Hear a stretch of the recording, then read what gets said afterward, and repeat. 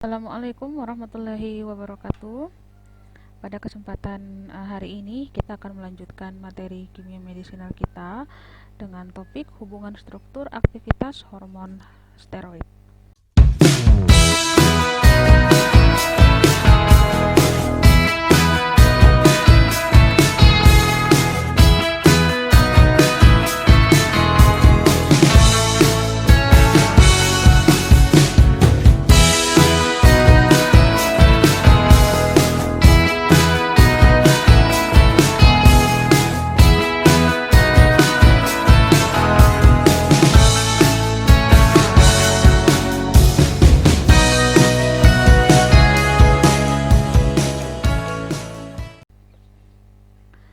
Kita awali dengan definisi hormon itu sendiri ya. Jadi hormon itu adalah senyawa yang secara normal dikeluarkan oleh kelenjar endokrin atau jaringan tubuh dan dilepaskan ke peredaran darah menuju jaringan target atau jaringan sasaran yang kemudian akan berinteraksi secara selektif dengan reseptor-reseptor yang khas atau senyawa tertentu dan pada akhirnya akan menunjukkan efek biologis ya. Jadi hormon itu di dalam tubuh juga memiliki masing-masing reseptornya untuk bisa menunjukkan efek farmakologi. Hormon dapat dikelompokkan menjadi dua, yaitu yang pertama adalah hormon kelenjar dan yang kedua adalah hormon jaringan. Yang pertama adalah hormon kelenjar. Hormon kelenjar itu adalah hormon yang dikeluarkan oleh kelenjar-kelenjar endokrin seperti kelenjar adrenalis, ya, pituitari, kelenjar tiroid, pankreas, dan kelenjar gonad. Sedangkan hormon jaringan adalah hormon yang dihasilkan oleh jaringan, seperti contohnya adalah histamin, norepinefrin, dan serotonin yang juga biasa kita sebut dengan neurotransmitter. Nah, hormon ini mempunyai struktur kimia yang bervariasi ya, seperti steroid ya, peptida, kemudian turunan-turunan asam amino aromatik dan asam-asam lemak. Nah,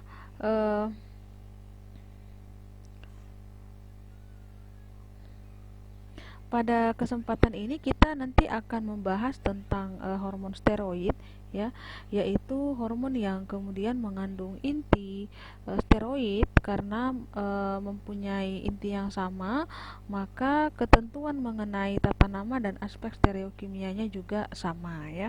Nah, pada hormon steroid ini ya, jika terjadi sedikit modifikasi struktur seperti perubahan ataukah pemasukan gugus fungsional pada posisi yang berbeda dari inti steroid, itu bisa menyebabkan adanya perubahan terhadap aktivitas biologisnya. Nah, demikian pula dengan perubahan stereokimia dari inti steroid tersebut juga dapat menyebabkan ya senyawa tersebut justru kehilangan aktivitasnya. Nah, contoh hormon yang penting yang mengandung inti steroid antara lain itu adalah hormon-hormon yang dihasilkan oleh kelenjar adrenalis bagian korteks. Nah, kita masuk ke hormon steroid ya. Jadi pembagiannya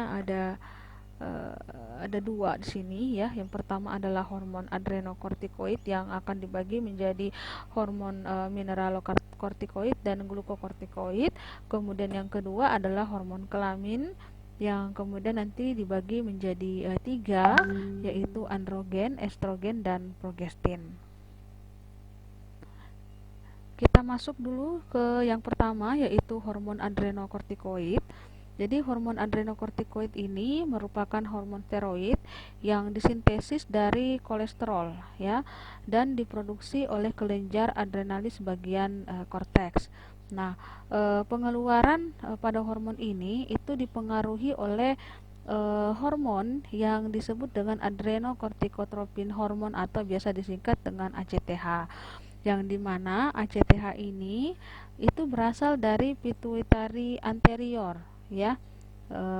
Kemudian hormon ini juga disebut dengan adrenokortikosteroid ataukah nama lainnya adrenokortikal atau kortikosteroid atau kortikoid. Nah, beberapa fungsi fisiologis dari hormon adrenokortikoid ini sangat erat berhubungan dengan sistem kardiovaskular dan darah, sistem saraf pusat, otot polos, dan juga stres. Nah, hormon adrenokortikoid ini terbagi dalam dua kelompok, yaitu hormon mineralokortikoid, ya. Nah, hormon mineralokortikoid ini eh, terutama digunakan di klinik itu untuk pengobatan penyakit Addison kronik. Nah, apa itu penyakit Addison kronik?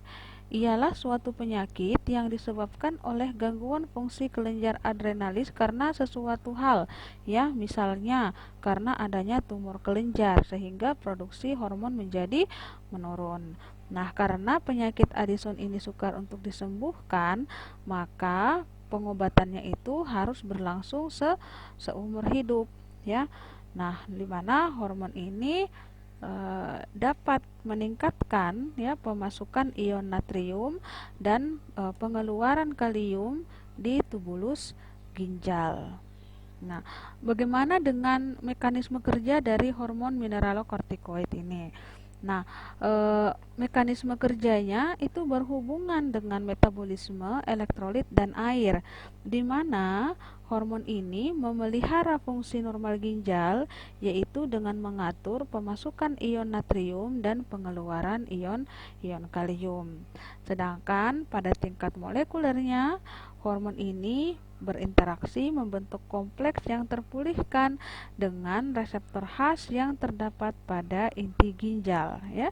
Nah, di mana pembentukan kompleks tersebut itu akan merangsang sintesis ARN, ya, atau DNA, dan enzim yang diperlukan untuk pengangkutan aktif ion natrium akan menghasilkan efek mineralokortikoid.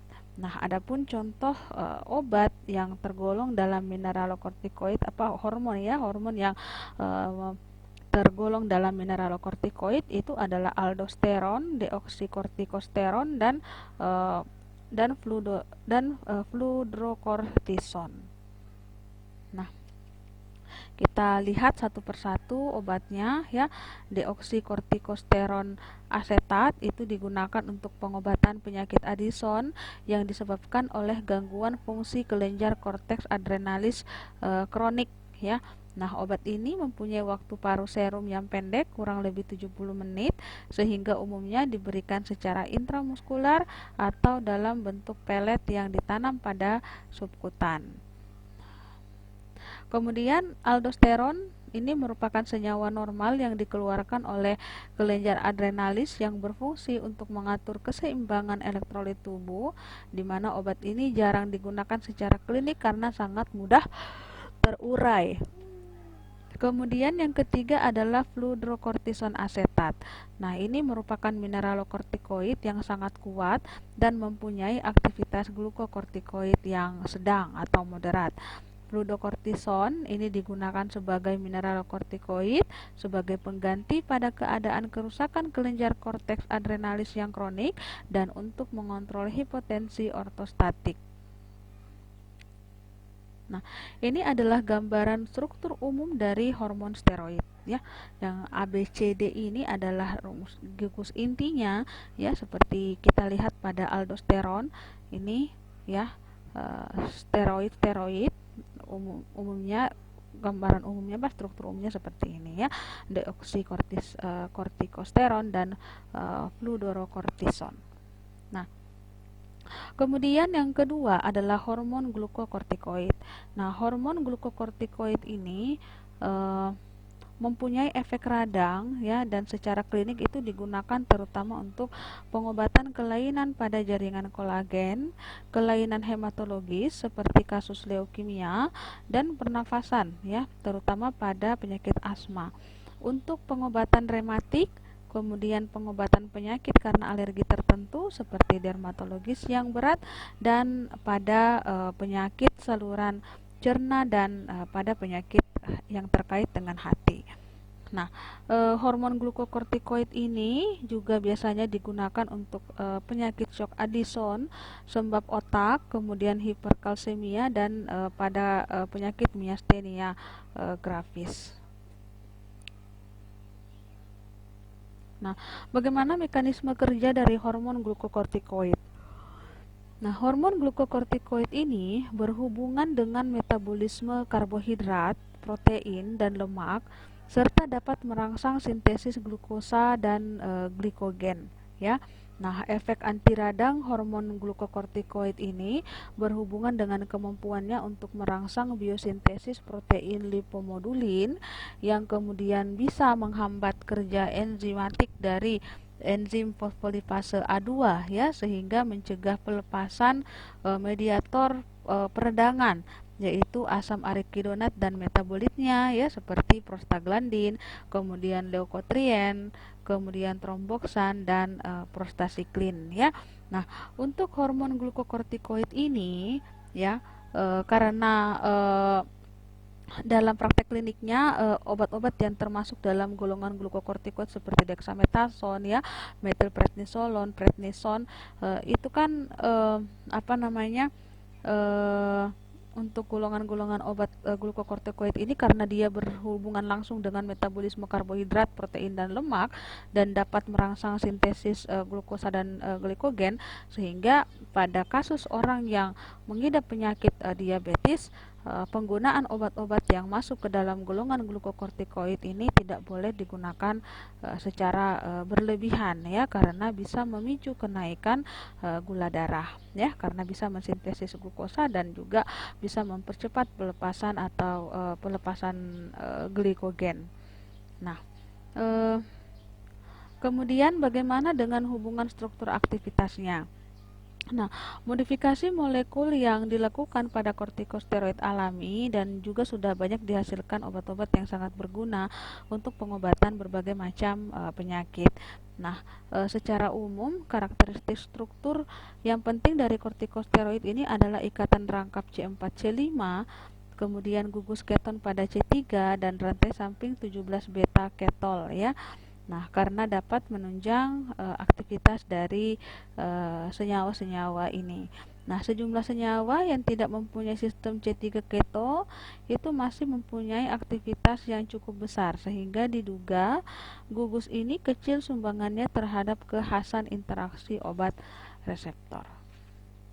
Kemudian yang kedua itu adalah pada konsep interaksi obat reseptor, di mana cincin C dan cincin D pada struktur umum steroid itu lebih penting dibandingkan dengan cincin A dan cincin B-nya. Yang ketiga, substitusi gugus 21-OH dengan fluorin ini bisa meningkatkan aktivitas gluko dan mineralokortikoid, ya.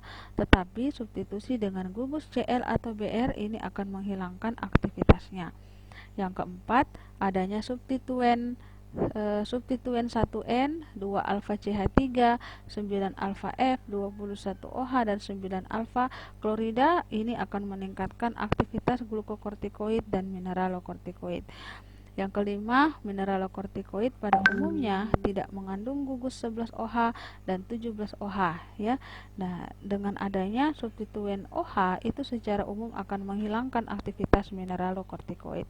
Kemudian yang berikutnya adalah pada umumnya substitusi gugus fluorida, klorida, dan bromida pada posisi 9 alfa itu akan meningkatkan aktivitas mineralokortikoid dengan urutan F itu lebih besar dibandingkan dengan Cl, lebih besar dibandingkan dengan brom. Nah, demikian pula substitusi pada posisi 12 alfa F. Berikutnya, yang ketujuh adalah adanya ikatan rangkap pada posisi C1-C2 dan substituen pada 6 alfa klorida, 16 alfa OH, 16 alfa OCH3, 16 alfa CH3, 16 beta CH3, 17 alfa OH, 17 alfa CH3, dan 16 alfa, 17 alfa ketal itu akan menunjukkan secara bermakna aktivitas dari mineralokortikoid.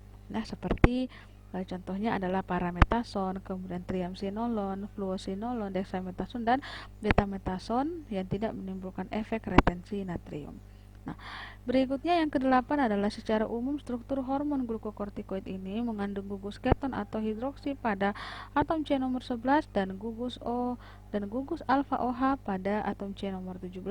Nah, gugus 11 beta OH ini sangat penting untuk interaksi obat dengan reseptornya.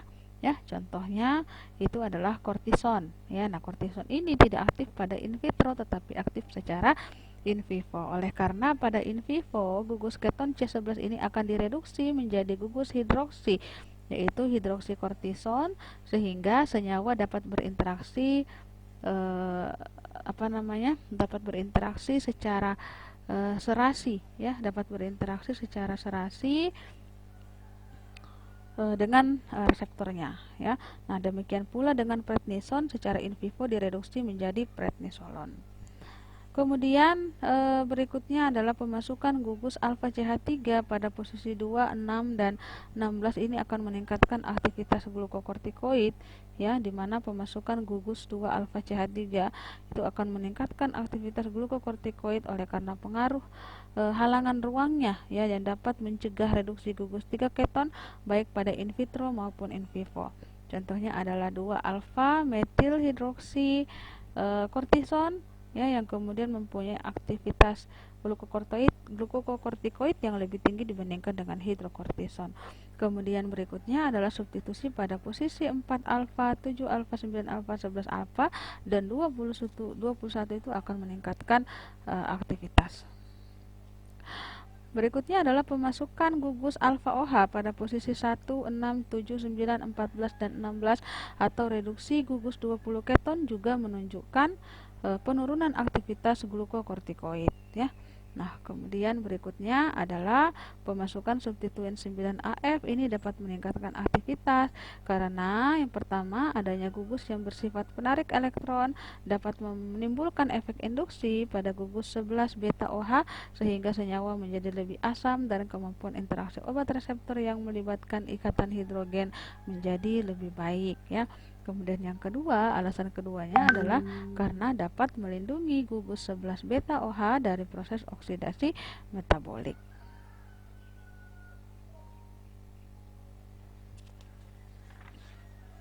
Oke, kemudian contoh dari hormon glukokortikoid itu yang pertama adalah kortison asetat, ya. Kemudian hidrokortison, ada prednisolon, prednison, 6 alfa metil prednisolon, ya, triamsinolon, fluosinolon, parametason, dexametason, betametason, fluokortolon, aklometason, amsinodid, clobetasol, densonid, metametasone furoat, desoximetasone, halsinodid, dan diflukortolon.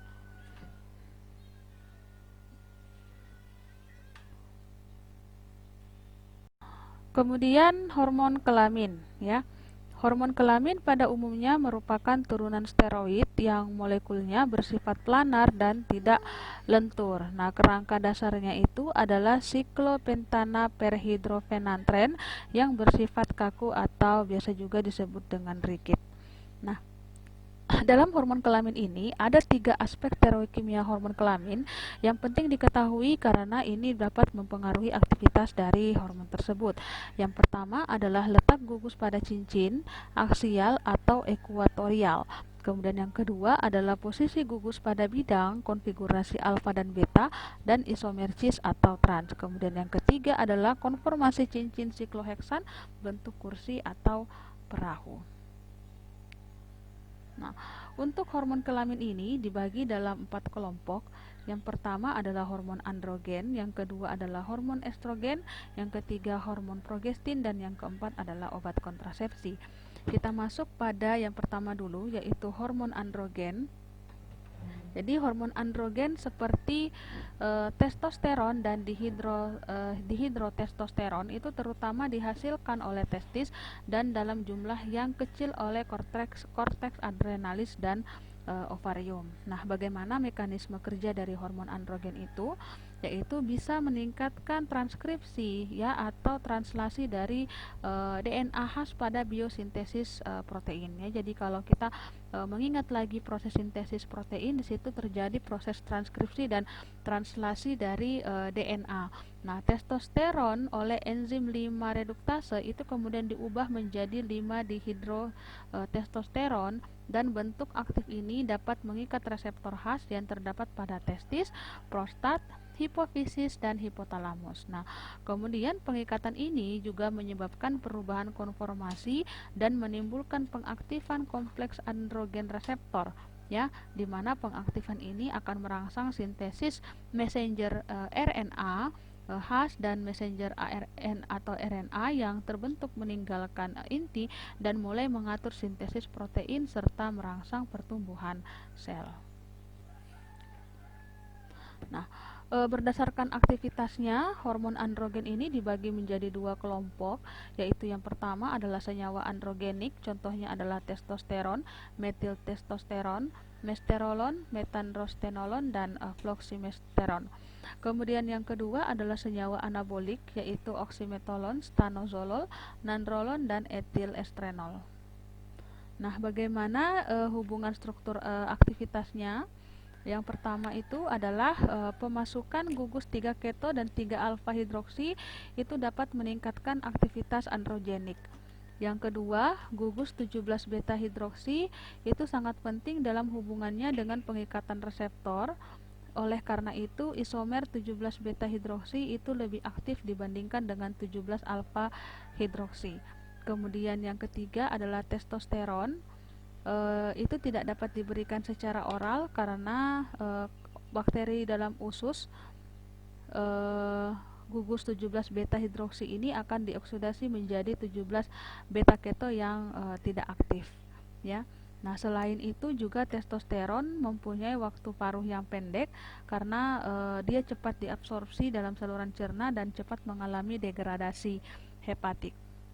Yang keempat adalah adanya gugus alkil pada C17 alfa, itu akan mencegah perubahan metabolisme gugus 17 beta hidroksi sehingga senyawa dapat diberikan secara oral. Contohnya di sini adalah 17 alfa metiltestosteron yang dapat diberikan secara oral walaupun aktivitasnya hanya setengah kali aktivitas testosteron bila dibandingkan dengan pemberian secara intramuskular ya, di mana makin panjang rantai C gugus alkil maka makin menurun aktivitas androgenik dan makin meningkatkan toksisitasnya. Nah, kemudian esterifikasi pada gugus 17 beta hidroksi ini dapat memperpanjang masa kerja obat di mana bentuk esternya akan bersifat lebih nonpolar dan lebih mudah larut dalam jaringan lemak, dan bila diberikan secara intramuskular itu bisa menghasilkan respon sampai 2-4 minggu ya. Contohnya adalah testosteron propionat, testosteron enantat, testosteron fenilpropionat, dan testosteron dekanoat. Kemudian yang keenam adalah substitusi atom halogen yang bisa menurunkan aktivitas androgenik ya, kecuali substitusi pada atom nomor C4 dan C9. Contohnya adalah fluximesteron yang mempunyai aktivitas androgenik 5-10 kali lebih besar dibandingkan dengan testosteron. Dan analog testosteron yang sering digunakan sebagai androgenik antara lain adalah mesterolon dan metandrostenolon. Kemudian yang keenam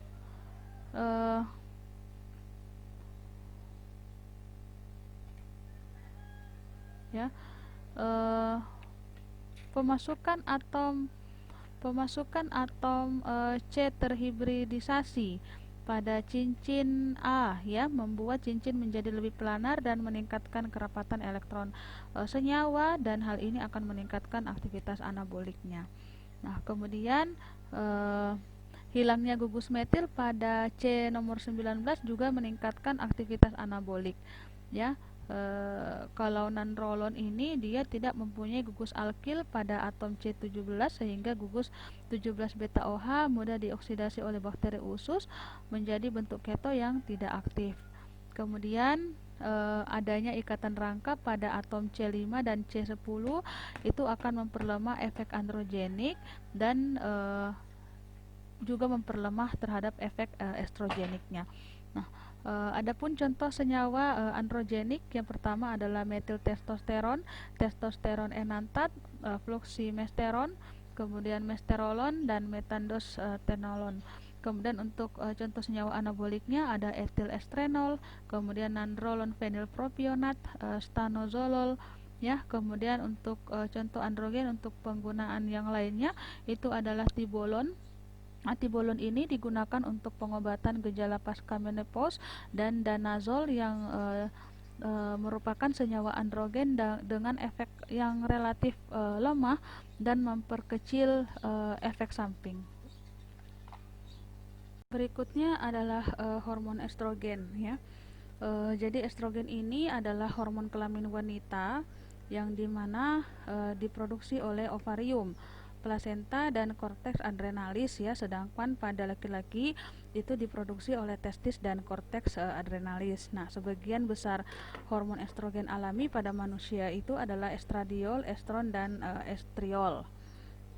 Nah, estradiol ini itu dikeluarkan oleh ovarium dan segera dan akan mengalami dehidrogenasi menjadi estron, ya. Nah, kemudian itu akan dimetabolisme menjadi estriol dan dikeluarkan melalui urin. Nah, estron ini merupakan hormon estrogen alami yang paling banyak terdapat di dalam darah. Nah, bagaimana mekanisme kerja hormon estrogen? Nah, hormon estrogen ini dapat menyebabkan beberapa efek biologis pada organ target atau organ sasaran, ya, di mana pada ovarium itu bisa merangsang pertumbuhan folikular, ya, atau telur atau indung telur pada wanita, dan pada uterus bisa merangsang pertumbuhan endometrium, ya. Endometrium itu rahim, ya, dinding rahim. Nah, pada vagina bisa menyebabkan kornifikasi atau pedangkalan. Nah, kemudian juga memberikan efek terhadap sel epitel. Kemudian pada serviks dapat meningkatkan sekresi lendir dan menurunkan kekentalan lendir, dan pada kelenjar pituitari itu dapat merangsang pengeluaran gonadotropin. Nah, pengikatan estrogen dengan reseptor khasnya dalam sitoplasma atau protein di luar inti itu bisa menyebabkan perubahan bentuk konformasi protein sehingga memudahkan penetrasi kompleks estrogen reseptor itu untuk masuk ke dalam inti sel. Nah, kompleks ini kemudian mengikat sisi aseptor di kromosom dan memicu sintesis messenger RNA dan protein sehingga meningkatkan pertumbuhan serta perkembangan jaringan saluran reproduksi. Nah, berdasarkan sumbernya, estrogen itu dibagi menjadi beberapa kelompok. Yang pertama adalah estrogen steroid, adalah senyawa yang dapat menimbulkan efek estrogenik dan mengandung inti steroid, ya. Dibagi menjadi 4. Yang pertama adalah estrogen alami, contohnya adalah estradiol, estriol dan estron. Kemudian estrogen teresterifikasi, contohnya estradiol benzoat, estradiol dipropionat, estradiol valerat, estradiol sipionat dan estradiol enantat. Yang ketiga adalah estrogen terkonjugasi, yaitu senyawa estrogen yang terkonjugasi. Yang keempat adalah turunan semisintetik, contohnya adalah asam doisinolat, etinil estradiol, mestranol dan quinestrol. Nah, kemudian berikutnya itu adalah estrogen non-steroid, ya. Di sini belum diketik, ya, yaitu estrogen sintetik, contohnya adalah benzestrol, dienestrol, dietilstilbestrol, hexestrol, klorotrianisen dan metalenestrin, ya. Nah, kemudian untuk estrogen steroid, ya, bagaimana hubungan struktur aktivitas pada estrogen steroid ini? Yang pertama itu adalah Allen dan Doisy itu telah dapat mengisolasi dari ekstrak ovarium wanita senyawa turunan steroid yang mempunyai aktivitas estrogenik, yaitu estron, estriol dan 17 beta estradiol. Nah, penelitian lebih lanjut itu membuktikan bahwa 17 beta estradiol itu mempunyai aktivitas estrogenik yang 3 kali lebih besar dibandingkan dengan estron dan 6 kali lebih besar dibandingkan dengan estriol. Nah, 17 beta estradiol ini mudah dipecah dan menjadi tidak aktif oleh mikroorganisme dalam saluran cerna, dan senyawanya itu juga cepat diabsorpsi oleh usus, ya, dan cepat juga untuk dimetabolisme di hati. Nah, oleh karenanya 17 beta estradiol ini hanya aktif pada pemberian intramuskular, ya, sedangkan pemberian secara oral itu bisa menurunkan aktivitas secara drastis, ya, karena tadi, ya, karena mudah dipecah dan sangat mudah untuk dimetabolisme di hati. Nah, kemudian yang kedua adalah penelitian mengenai hubungan struktur dan aktivitas itu menunjukkan bahwa hilangnya atom O yang terikat pada atom C3 dan C17, kemudian epimerisasi gugus 17 beta hidroksi menjadi konfigurasi 17 alfa, dan adanya ikatan rangkap pada cincin B itu dapat menurunkan aktivitas estrogenik. Yang ketiga adalah perluasan cincin D, itu bisa menurunkan aktivitas estrogenik secara drastis, ya. Kemudian D-homoestradiol dan D-homoestron itu mempunyai aktivitas yang lebih rendah dibanding estradiol dan estron. Kemudian yang keempat adalah modifikasi struktur estron. Ini bisa menunjukkan bahwa pemasukan gugus OH pada posisi C6, C7 dan C11 itu menunjukkan aktivitas estrogenik, ya.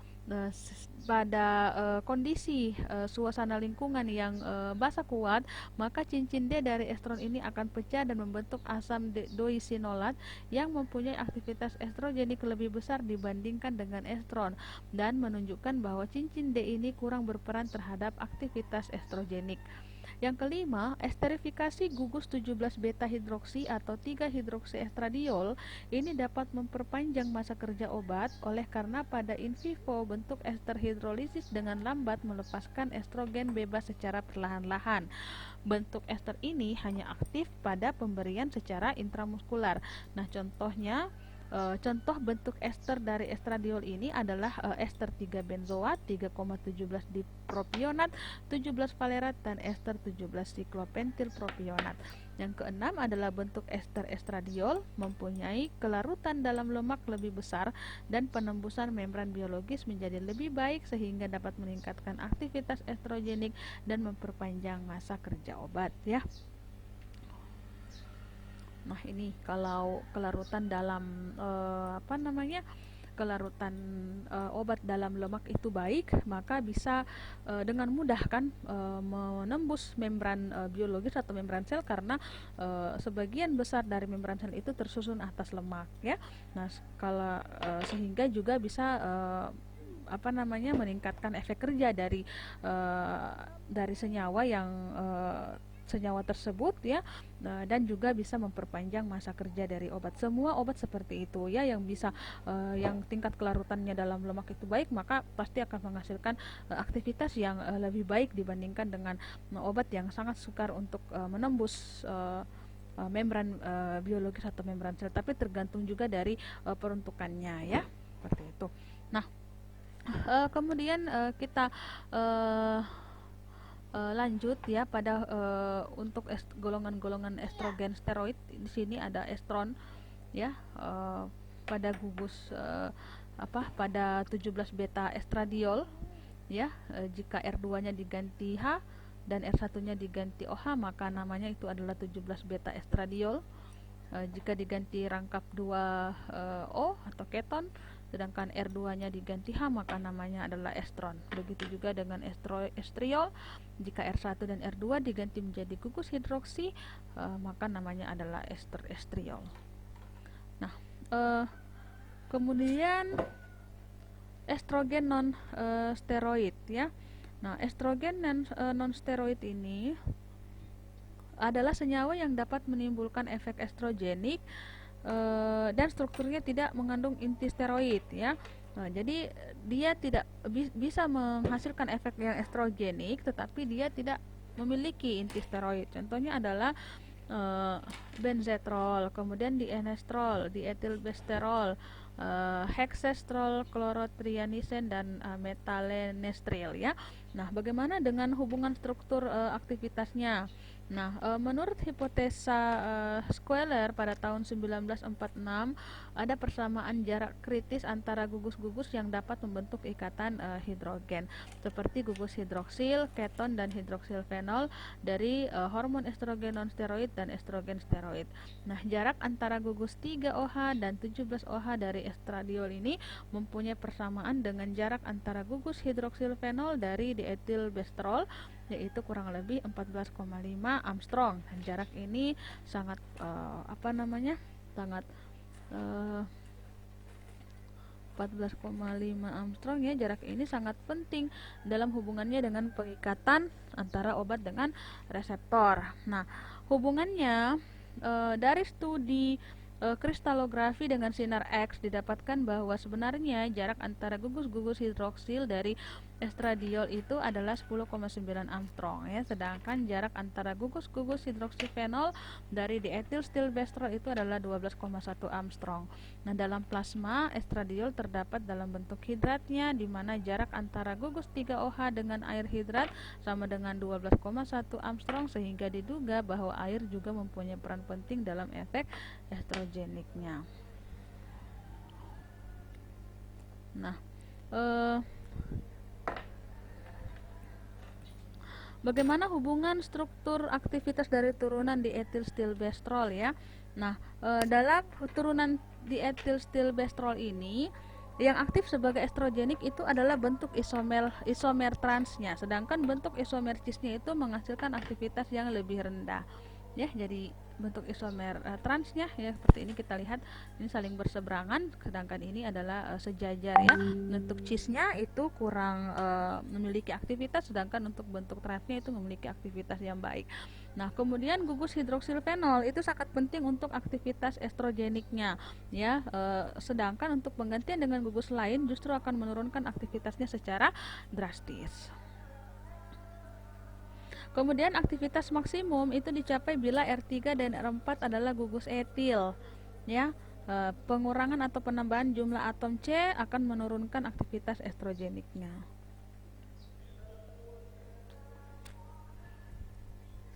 Nah, contoh dari dietilstilbestrol ya, nama patennya itu adalah stilbestrol, di mana bentuk isomer transnya itu mempunyai aktivitas lebih besar 10 kali dibanding dengan isomer cisnya. Aktivitas estrogenik dari isomer trans ini kurang lebih sama dengan aktivitas dari estron, dan dietilstilbestrol ini juga mempunyai efek anti kanker ya, dan juga digunakan untuk pengobatan kanker payudara dan kanker prostat. Nah, kemudian yang ketiga adalah antiestrogen. Nah, antiestrogen ini adalah senyawa yang digunakan sebagai perangsang terjadinya ovulasi ya, karena mempunyai efek langsung terhadap hipotalamus dalam meningkatkan produksi follicle stimulating hormone atau biasa disingkat dengan FSH. Contohnya adalah clomiphene citrat ya, clomiphene citrat dan human menopausal gonadotropin atau biasa disebut dengan HMG. Nah, mekanisme kerja dari antiestrogen ini diduga itu melalui pemblokan hambatan kembali dari estrogen yang dihasilkan oleh ovarium ya. Contohnya adalah clomiphene citrat ya. Itu digunakan untuk pengobatan ketidaksuburan pada wanita yang infertil dan pengobatan oligosperma pada pria. Sedangkan human menopausal gonadotropin adalah ekstrak yang didapat dari kelenjar pituitary manusia atau dari urin wanita post menopause ya. Nah, HMG ini digunakan untuk pengobatan ketidaksuburan wanita yang infertil dan pengobatan oligosperma pada pria. Nah, berikutnya adalah hormon progestin. Hormon progestin ini adalah hormon kelamin laki-laki yang secara alamiah itu dikeluarkan terutama pada korpus luteum dan plasenta. Nah, bagian terbesar dari progestin alami itu adalah progesteron ya, sebagai hasil dari biosintesis kolesterol. Nah, bagaimana mekanisme kerja dari hormon progestin ini? Ya, progestin ini terdapat pada sejumlah jaringan seperti uterus, ovarium, hati, ginjal, servis, kelenjar adrenalis, hipotalamus, dan vagina. Reseptor sitoplasma khas terdapat pada uterus. Nah, efek progestin ini biasanya berhubungan dengan hormon estrogen yang melibatkan beberapa proses fisiologi penting seperti perdarahan normal pada menstruasi, pelepasan ovum, menyiapkan endometrium uterus untuk menerima ovum, meningkatkan kontraksi uterus, memelihara kehamilan, dan menunjang perkembangan jaringan payudara. Nah, efek pemblokan terhadap kontraksi miometrium uterus ini kemungkinan disebabkan oleh peningkatan potensial membran, penghambatan pengangkutan ion kalium pada membran sel, atau penghambatan pernafasan mitokondria. Berdasarkan struktur kimianya, hormon progestin ini dibagi menjadi dua kelompok ya. Yang pertama adalah turunan progesteron, yaitu progestin alami dan esternya. Contohnya adalah progesteron dan hidroksiprogesteron kaproat. Yang kedua adalah turunan progesteron, contohnya adalah klormadinon asetat, dihidrogesteron, medroksiprogesteron asetat, dan megestrol asetat. Yang ketiga adalah turunan 19 norprogesteron, contohnya adalah amadinon asetat dan nomegestrol asetat. Yang kedua adalah turunan testosteron. Turunan testosteron contohnya adalah dimetisteron dan etisteron. Kemudian turunan 19 nortestosteron contohnya adalah alilestrenol, etinodiol diasetat, levonorgestrel, linestrenol, nortindron, nortinodrel, norgestrel, dan kuingestanol asetat. Nah, kita lihat satu persatu. Yang pertama adalah turunan progesteron ya. Nah, turunan progesteron ini didapatkan dari hasil ekstraksi ovarium hewan atau dibuat sintetik dari diosgenin. Nah, progesteron ini cepat mengalami metabolisme di dalam tubuh dan waktu paruhnya kurang lebih dari 15 menit sehingga tidak efektif ya bila diberikan secara oral ya, sehingga pemberiannya itu diberikan secara intramuskular yang dimana aktivitasnya itu 12 kali lebih besar dibandingkan secara oral. Nah, bagaimana hubungan struktur aktivitasnya? Ya, pada tahun 1953 oleh Gerasi itu telah dapat mensintesis 19 norprogesteron yang pada pemberian secara intramuskular ternyata mempunyai aktivitas 8 kali lebih besar daripada progesteron.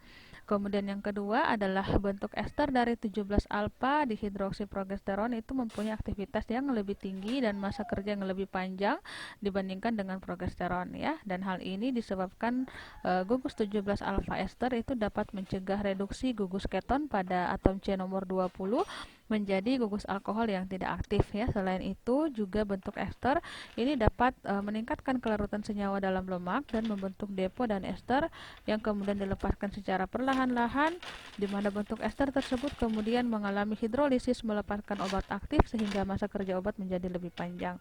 Yang ketiga adalah adanya gugus metil pada posisi C6 dapat menurunkan kecepatan reduksi ikatan rangkap C, yang keempat dan yang kelima, dan gugus 3 keto serta meningkatkan kelarutan dalam lemak sehingga masa kerja obat menjadi lebih panjang, yaitu contohnya adalah medroksiprogesteron asetat.